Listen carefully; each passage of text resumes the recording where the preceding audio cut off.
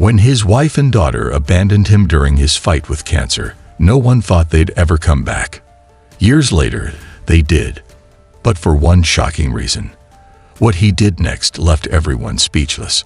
Before we begin, please like and subscribe to the channel for more inspiring stories. Let's begin. David sat at the edge of his bed, clutching a crumpled medical report in his trembling hands. Stage 4. The words swam before his eyes, heavy as a boulder pressing down on his chest. He swallowed hard, trying to ignore the knot forming in his throat. "It's not over yet," he whispered to himself, forcing a hopeful smile as he glanced out the window at the garden he'd lovingly tended over the years. Roses, sunflowers, and the little cherry tree Emily had planted as a child, everything was still alive, still growing. He just had to hold on. Inside the modest home, shadows gathered like silent witnesses to an unraveling life. Laura shuffled into the room, her arms crossed tightly over her chest. Her face was pale, her eyes rimmed with exhaustion. Emily lingered in the hallway, her backpack slung over one shoulder, the light in her teenage eyes dimmed with unspoken fear. "Have you told her yet?" Laura asked softly, her voice brittle. David glanced at his daughter, who stood awkwardly, pretending to examine a framed photo of their family. It was taken 2 summers ago on a camping trip, long before the sickness had crept into their lives. "I'll tell her," David said, his voice steady despite the storm raging within. He motioned for Emily to join him. "Sweetheart, we need to talk." Emily hesitated, her fingers nervously tugging at her sweater sleeves. Finally, she shuffled to his side and plopped down on the bed. "What's up, Dad?" she asked, forcing a cheerful tone. David inhaled deeply. "I went to the doctor today," he began, his voice gentle. "They ran some tests, and well, it turns out I'm sicker than we thought. It's cancer, Stage 4. Emily's forced smile faltered, her face paling as the weight of his words sank in. But they can fix it, right?" she stammered.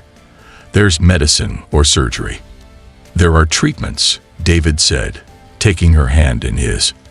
"And I'm going to fight this with everything I've got. But it won't be easy." Laura's voice cut through the tense silence. "How long did the doctor say?"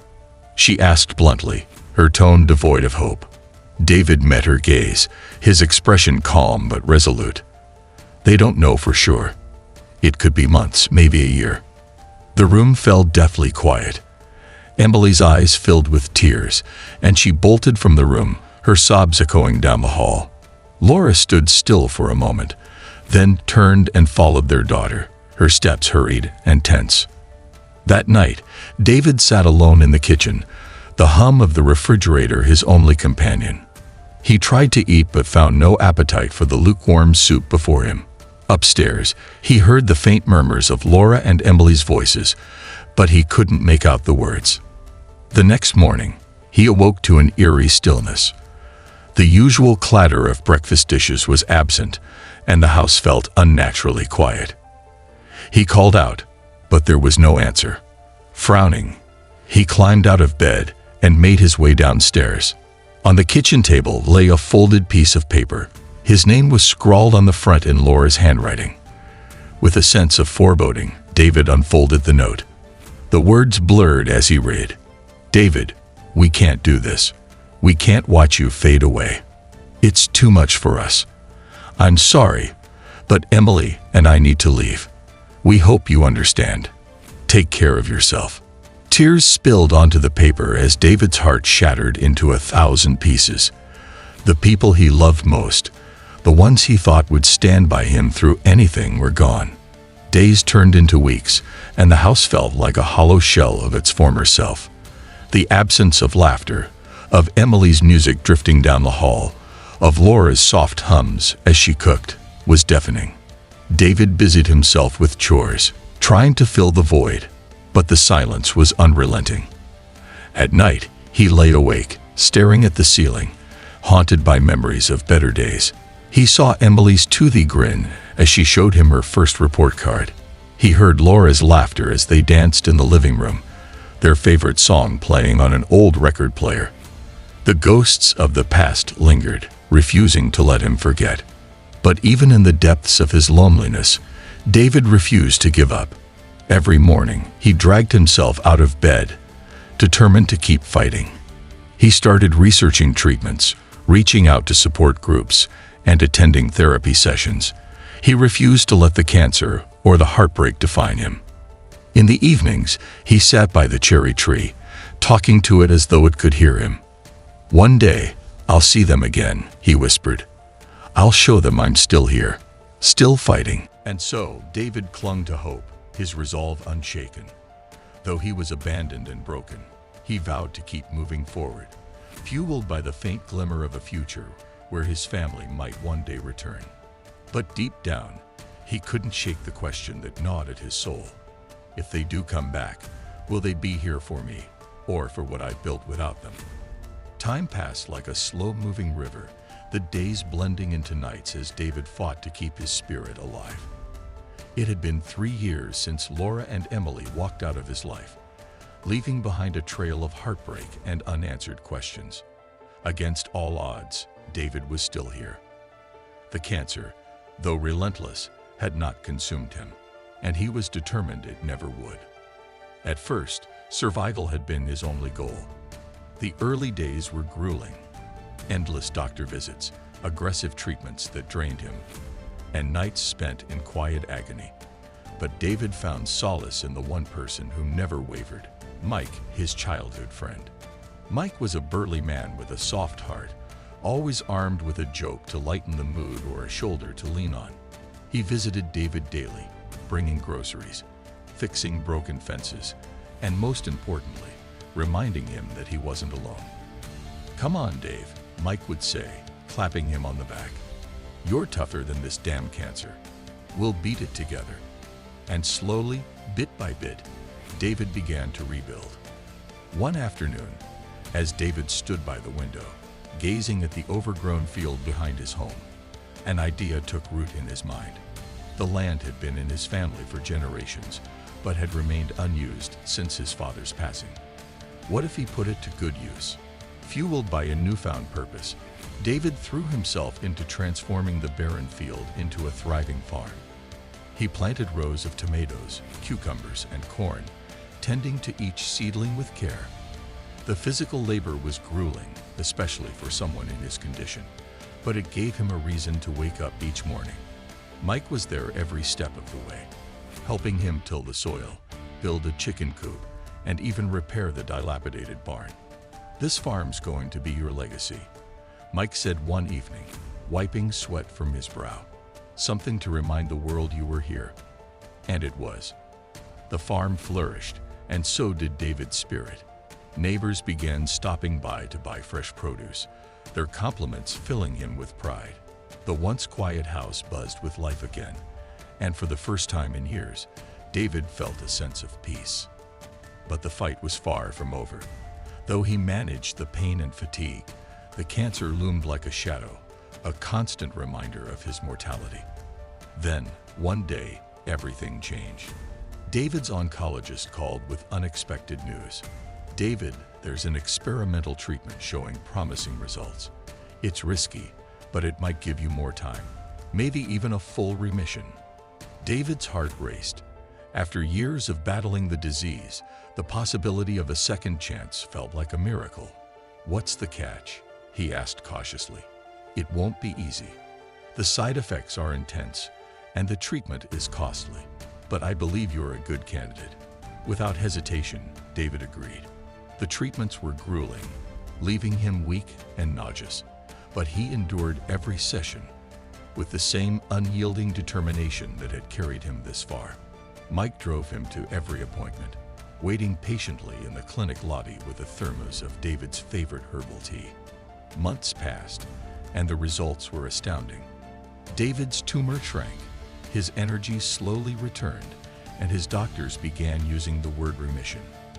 With his health improving, David had more time to reflect on the past. Questions about Laura and Emily plagued him. Where are they now? Do they ever think of me?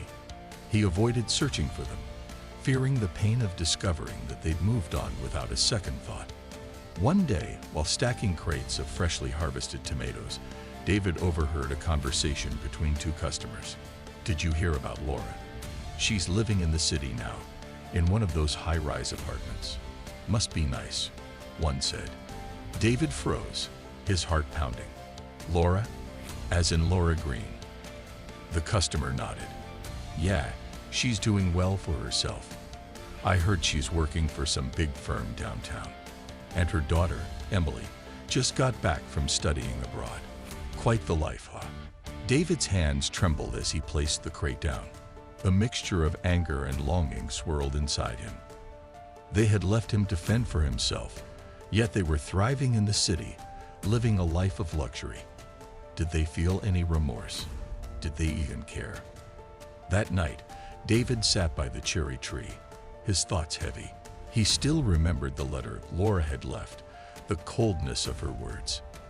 But as much as he wanted to hate her, he couldn't forget the years they'd shared, the laughter, the love, the family they'd built together. And Emily, he missed her terribly. She'd been his little girl, his pride and joy. He wondered if she still remembered the bedtime stories he used to tell her, or the way they'd dance around the living room to her favorite songs. Though bitterness lingered, David couldn't shake the hope that one day they might return. Not for his farm or his newfound success, but for him. He imagined Emily walking up the driveway, her eyes filled with regret, and Laura's voice trembling as she apologized for leaving. But another part of him was wary. Would they come back out of love, or were they only interested in what he could offer now? David leaned back against the tree, gazing up at the stars. "If they come back," he murmured, "I'll be ready, but I won't be fooled again." And so he waited, caught between the pain of the past and the hope of an uncertain future, his heart both scared and strong, ready to face whatever lay ahead. The morning sun stretched over the fields as David leaned against the wooden fence, sipping his coffee. The farm was alive with the sounds of clucking hens and rustling leaves. It was a tranquil scene, one that reflected the peace David had painstakingly built over the years. Yet today, an uneasy feeling tugged at him, as if the air itself carried a warning. His phone buzzed, pulling him from his thoughts.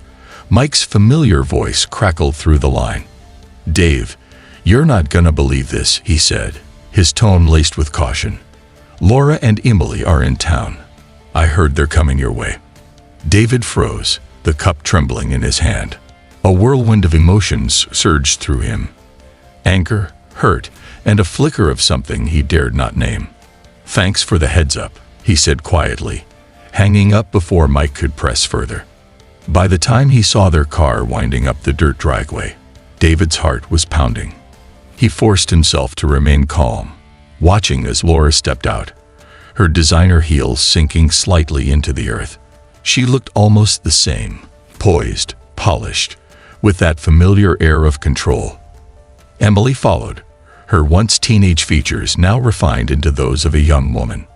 Her eyes darted nervously as she took in the farm, the chickens pecking at the ground, the rows of crops swaying in the breeze. "David," Laura called, her voice carrying a practiced warmth as she approached. "It's been so long." David crossed his arms, his face unreadable. "It has." Laura hesitated, then pulled him into a hug. He stood stiffly, letting her embrace him without returning it. She pulled back, dabbing her eyes with a tissue. "I'm sorry for everything," she said, her voice trembling. "We made a terrible mistake leaving you." Emily stepped forward, her gaze meeting David's for a brief moment before she looked away. "Hi, Dad," she said softly. Her voice wavered, but she said nothing more. David's eyes narrowed. He could feel the cracks in Laura's carefully constructed facade, the crocodile tears that didn't quite match the coldness he remembered from her letter. Emily's guilt seemed genuine, but her silence spoke volumes. "Why are you here?" David asked, his tone even. Laura hesitated, her fingers fiddling with her purse strap. We heard you've been doing well. The farm, your health. It's a miracle, David. We just wanted to see you, to make amends." David said nothing, his eyes boring into hers. He could see through the thin veneer of concern, but he chose not to confront her outright. Not yet. Come inside, David said after a moment, turning toward the house. He led them into the kitchen, where the scent of fresh bread lingered in the air. He poured coffee for all three of them, setting the mugs down with deliberate slowness. So, he said, breaking the heavy silence, what have you two been up to all these years? Laura launched into a carefully rehearsed story about her new life in the city, her job at a prestigious firm, Emily's time studying abroad, the challenges of starting over. She spoke as if her sacrifices had been noble, glossing over the pain and abandonment she'd left in her wake. Emily remained quiet, her hands wrapped tightly around her mug. David watched her closely, searching for cracks in her composure. "And what brings you here now?" David asked, his voice deceptively calm. Laura's eyes flickered. "We just wanted to reconnect," she said, forcing a smile. "And we heard about the will." That was the real reason. David's jaw tightened, but he kept his expression neutral. "Ah, the will," he said, leaning back in his chair. "Word travels fast, doesn't it?" Laura's smile faltered. "David, we're not here for money. We've missed you, haven't we, Emily?" Emily nodded quickly, her face pale. "Yes, we've missed you," she said, her voice barely above a whisper. David's lips curled into a faint smile. "Well, it's nice to be missed after all this time." Over the next few days, David played the role of a gracious host, carefully observing his estranged family. He took Laura and Emily on a tour of the farm, showing them the greenhouse, the chicken coop, and the thriving vegetable garden. Laura praised everything with exaggerated enthusiasm, while Emily remained reserved, her guilt evident in her every glance. At dinner, David shared stories about the farm, the community, and even Mike's unwavering support. He spoke with pride about his journey, making no mention of the hardships he endured alone. Laura listened intently, her expressions carefully measured. "You've done so well for yourself, David," she said, her voice laced with admiration. "It's incredible, really." David smiled faintly. Survival has a way of teaching you what's truly important. Later that evening, as they sat on the porch under a sky dotted with stars, Laura broached the topic again. "About the will," she began, her voice tentative. David raised a hand, cutting her off. "We'll talk about that another time," he said firmly. "Right now, I want to focus on getting to know my daughter again." Laura's smile tightened, but she said nothing. Alone in his room that night, David wrestled with his emotions. Part of him longed to believe that their return was genuine, that time and regret had softened their hearts. But another part of him, the part scarred by their betrayal, remained wary. He thought of Emily, her silent guilt and downcast eyes. Was she here because she truly missed him, or was she merely a pawn in Laura's scheme? The next morning, David made his decision. He would play along, giving them the chance to prove themselves. But he wouldn't be fooled. He set the stage for the ultimate test, carefully planning a conversation that would reveal their true intentions. "Tomorrow," he murmured to himself, gazing out the window at the cherry tree, "we'll see where their loyalties lie." And as the sun dipped below the horizon, David braced himself for the answers he both dreaded and needed to hear. The dining table was set, the air thick with tension. Candlelight flickered over the plates of roasted chicken and freshly baked bread, but the warmth of the meal was absent. Laura sat with her usual poise, a faint smile tugging at her lips, while Emily fidgeted with her napkin, her eyes avoiding David's. David sat at the head of the table, his hands clasped tightly in front of him. Tonight would be the night he uncovered the truth. He had waited long enough, watched long enough, and now it was time for answers. The room fell silent as David cleared his throat. "I've been thinking a lot about the future," he began, his voice steady. "About what I'll leave behind when I'm gone." Laura leaned forward, her expression softening. "David, you're still here. Let's not dwell on such things."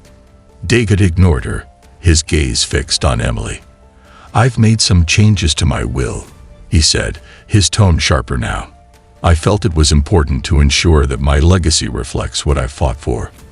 Laura's smile faltered, and she straightened in her chair. "What kind of changes?" David's eyes never wavered. "I've decided to leave everything. The farm, the money, everything. To charity." The words hit like a thunderclap. Laura's face drained of color, and Emily's head snapped up, her eyes wide with shock. "Charity." Laura's voice was incredulous, her facade of composure slipping. "David, you can't be serious. This farm, it's your life's work. You should leave it to family." David leaned forward, his eyes piercing. "Family," he said, his voice low and filled with an edge of bitterness. "You mean the family that left me to die? The family that only came back when they heard about the inheritance?" Emily gasped, her hands flying to her mouth. Laura's face twisted in anger, but she quickly composed herself. "David, that's not fair," she said, her voice shaking. "We made mistakes, but we're here now. Isn't that what matters?" David shook his head slowly. "You're here now, Laura. But why? Is it for me, or for what I can give you?" The room was deathly silent until Emily's trembling voice broke through. "It's my fault," she whispered, tears spilling down her cheeks. "I should have stayed. I was scared. I didn't know how to handle it." David's expression softened, but he remained silent, letting her continue. "I was just a kid," Emily sobbed. "But that doesn't excuse what I did. I've regretted leaving you every single day. I came back because I missed you, Dad, not for the money. I'm so sorry." Laura's eyes narrowed as she turned to Emily. "Emily, stop this," she snapped. "You don't need to explain yourself." Emily ignored her, her gaze locked on David. "Please, Dad, believe me. I don't care about the inheritance. I just want a chance to make things right." David's heart ached at her vulnerability. He could see the sincerity in her eyes, the weight of her guilt. He reached across the table, taking her hand in his. "I believe you," he said softly. Laura, meanwhile, had lost all pretense of calm. She stood abruptly, her chair scraping against the floor. "This is ridiculous," she spat. "You're punishing us for the past, David. You don't know what it was like for us, watching you waste away." David rose to his feet, his voice calm but firm. "You're right, Laura. I don't know what it was like for you, but I do know what it was like to be abandoned by the people I loved most." Laura's face contorted with fury. "You'll regret this," she hissed before storming out of the house, slamming the door behind her. The silence that followed was deafening. Emily sat frozen, her tear-streaked face illuminated by the flickering candlelight. David sighed and sank back into his chair. "Emily," he said gently, "I can't change the past, but I can control what happens next. If you truly want to be part of my life again, I'll give you that chance, but you have to promise me something." Emily nodded fervently, her hands clutching his. "Anything, Dad. I promise." "You'll honor this farm, this legacy I've built," David said. "Not just for me, but for everyone it's meant to help. This place represents hope and second chances. I need to know you'll carry that forward." "I will," Emily whispered, her voice thick with emotion. "I swear." David pulled her into a hug, his resolve softening as he held his daughter close. For the first time in years, he felt a flicker of peace, a glimmer of hope that the future could be brighter than the past. Days turned into weeks, and Laura was true to her parting words. She filed a lawsuit, claiming she was entitled to a share of the farm and the inheritance. The case gained local attention, and soon David found himself at the center of a media storm. But David refused to back down. In court, he laid bare the truth of his journey, the abandonment, the betrayal, and his determination to turn his pain into something meaningful. The judge ruled in David's favor, citing his right to distribute his assets as he saw fit. The farm remained his, and his will to donate to charity stood unchallenged. The verdict made headlines, and David's story resonated with people far beyond the small town. Letters and messages poured in from strangers inspired by his resilience and courage. The farm became a symbol of hope, attracting volunteers and supporters from all walks of life. In the final scene, David stood beneath the cherry tree, his gaze sweeping over the fields that had become his sanctuary. Emily stood beside him, her head resting on his shoulder. "You've come a long way, Dad," she said softly. David smiled, the weight of the past lifting from his heart. "We both have," he replied. And as the sun dipped below the horizon, casting the farm in a golden glow, David knew he had won, not just his battle with cancer, but the battle for his dignity, his legacy, and the love that truly mattered. What are your thoughts? Did you enjoy this story? Please like, share, and subscribe to the channel for more inspiring stories. Thanks for watching.